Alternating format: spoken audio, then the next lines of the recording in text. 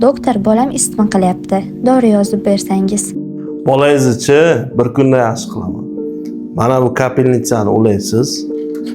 Mana bu jonivordan bitta sug'orasiz. Ceftriaxonga proba qo'yib 2 mahal 5 kun qilasiz. 3 kunda otday bo'ladi.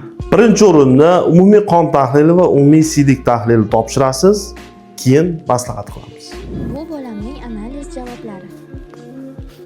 Xo'sh, analizlar yomon emas. Bu joyda antibiotiklarga ko'rsatma yo'q.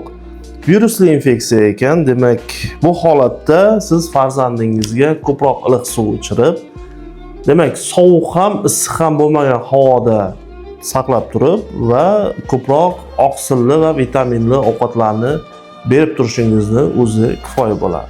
Dexametazon kuchli gormonal preparat. Buni qat'iy ko'rsatma bo'lganda qo'llash mumkin.